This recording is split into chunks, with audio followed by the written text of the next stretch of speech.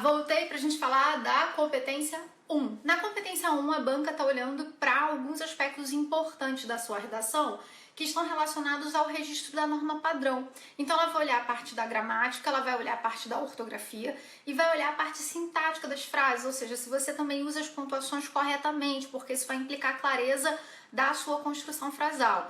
Acompanhe as nossas dicas porque eu vou postar daqui a pouco um conteúdo sobre crase e sobre vírgula, mas o que eu quero já te dizer é o seguinte: se você tem problema de crase, por exemplo, faz logo o seu resuminho sobre crase, estuda em cima disso. Se você tem problema de ortografia, faz a lista das palavras que você costuma errar quando a sua redação vem corrigida, ou seja, estude os seus erros para que você não cometa-os novamente. Começamos a semana com as bênçãos da Seu Valença, vem com a gente que a gente vai falar muito mais sobre Enem. Hoje vamos de competência 2. A competência 2 é a competência em que o Enem vai olhar o seu texto, tipo de texto, abordagem do tema e repertório sociocultural. Vou falar do repertório mais especificamente aqui e na postagem escrita eu falo mais sobre os outros critérios também. O que eu queria que você prestasse atenção bastante aqui, brinquei de você libertar Rousseau, não precisa só ser filósofo, o repertório ele fica sendo bem produtivo no seu texto quando ele faz sentido para você.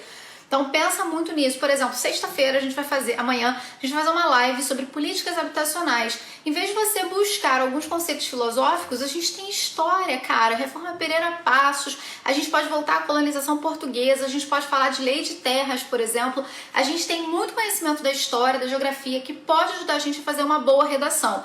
Então fiquem atentos e atentas às nossas dicas e pense no seu repertório sociocultural.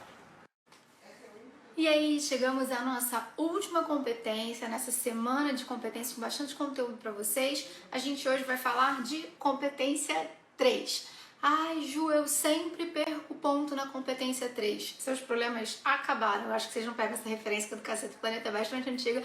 Mas eu quero te dizer que a competência 3 está falando aí de projeto de texto e coerência, portanto, também entre as suas ideias. Geralmente o problema de você está dentro da argumentação, é uma questão interna do parágrafo de desenvolvimento.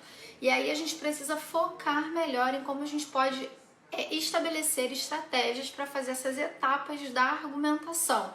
Bom, gente, vamos falar mais sobre isso na postagem escrita e também na live mais tarde, mas eu queria que você já ficasse ligado e ligada nisso, né? Você precisa ter coerência entre as suas causas, as causas com o tema e dar solução a todas elas. Até com o molejão, porque hoje sextou.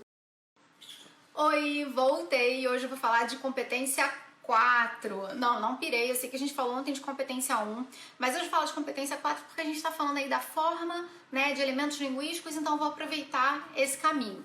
A competência 4 a gente pode, para facilitar a nossa vida, pensar que ela se divide em duas partes, né?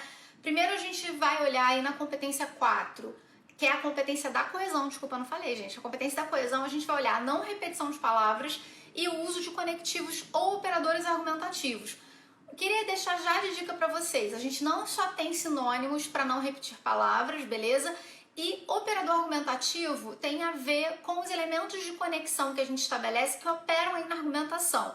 Vou falar melhor sobre isso daqui a pouco na próxima postagem. Acompanhe a gente, vou falar sobre algumas dicas para não repetir palavras e algumas dicas também para operadores. Vamos com Elza Soares no dia de hoje. Beijos!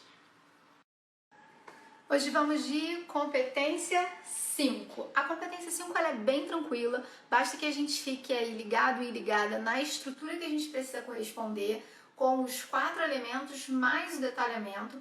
E as minhas dicas são: busque colocar na ordem, A faz B por meio de C, Q, D a fim de E, para entender um pouco mais daqui a pouco. Mais tarde vou postar sobre isso, uma frase, um exemplo, inclusive em cima do Enem de 2020.